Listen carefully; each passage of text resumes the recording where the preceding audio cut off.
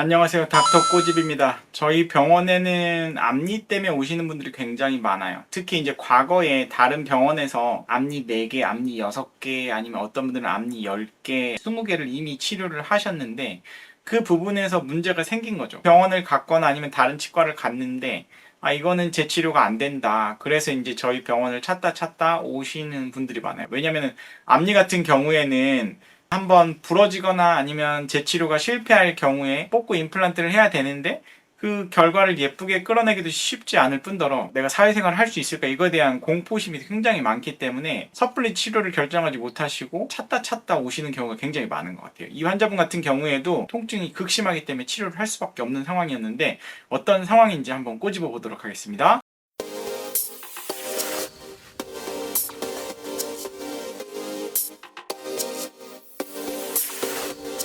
13년 전에 라미네이트 한 앞니가 아파요. 13년이면은 그래도 잘 관리를 하셔서 쓰셨다고 이제 생각을 하는데, 이제 환자가 정말 참다가 염증이 있는 건 알았겠죠. 근데 이제 통증이 없었기 때문에 참고 지내시다가 통증이 너무 심하고 심지어 귀랑 목까지도 아프니까 도저히 이제 안 되겠다. 이 치료를 해야 되겠다고 이제 오신 거예요. 보니까 과거에 앞니를 했는데 뿌리 끝에 염증이 생겼고, 이 염증이 생긴 것 때문에 이 통증이 심해졌고 왼쪽 귀 아랫목까지 통증이 너무 극심한 거예요. 보통 이렇게 극심한 통증 같은 경우에는 일반적으로 신경이 죽는 치수염이나 급성 치근단 치주염 같은 그 환자분의 면역력이 약화가 돼 있었을 거예요. 그러니까 이제 그 염증이 주변으로 퍼지면서 굉장한 통증을 유발하는 경우가 많기 때문에 진통소염제를 먹으라고 했는데 듣지 않고 통증이 심해져서 이제 내원을 하신 거예요. 보면 라미네이트가 이렇게 3개가 돼 있는데 다른 치아에 비해서 색깔이 안 맞아요. 그리고 여기도 살짝 깨져 있고, 그리고 이제 이런 부분에 염증이 이제 잡히기 시작하고, 그리고 이제 보면은 뿌리 끝에 이렇게 염증이 있고 이부에도 살짝 염증이 잡혀 있는 경우예요. 그래서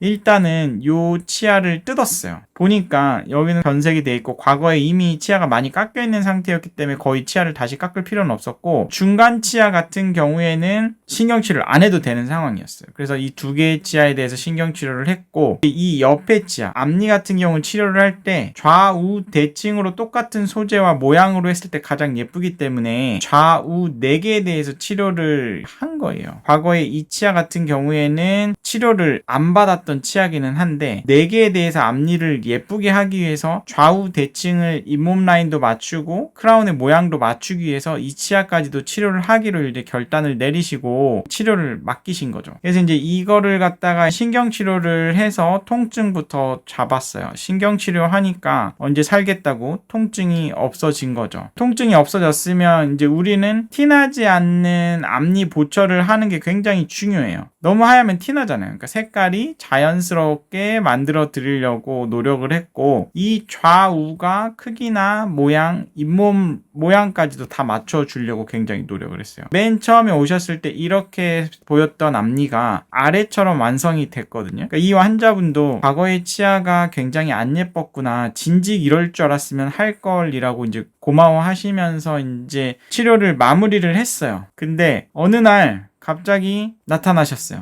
이제 이런 경우는 정기 체크업 날짜도 아닌데 저희도 놀라는 거죠. 이제 1년 뒤에 보니까 앞니가 부러졌어요. 앞니를 치료를 하면 앞니를 안 써야 돼요. 그러니까 앞니로 뭘 끊어 드신다던가 아니면 뭘 물어 뜯는다던가 그런 습관을 최대한 피해야 되는데 여기가 부러졌어요. 근데 이거를 갖다가 뽑고 임플란트로 할지 어쩔지 고민을 하다가 이 위쪽 부분에 남아있는 치아가 있으니까 신경치료 다시 해서 일단은 크라운을 다시 하시죠 라고 했어요. 크라운을 하고 대신에 한 번 더 부러지면 그때는 임플란트를 하시죠 라고 이제 말씀을 드리고 크라운으로 다시 해드렸어요. 그래서 이제 신경치료도 다시 해가지고 차근차근 해서 기둥 세워가지고 크라운을 다시 해서 만들어 드린 케이스이죠. 그러니까 이게 또 언제 부러질지 모르지만 까지는 안 부러지고 잘 쓰고 계세요. 이제 1년 뒤, 1년 3개월 뒤 이런 식으로 오셔서 조금씩 근데 뿌리 끝에 염증이 안 없어지고 점점점 커져 있는데 불편감은 있지는 않으셔가지고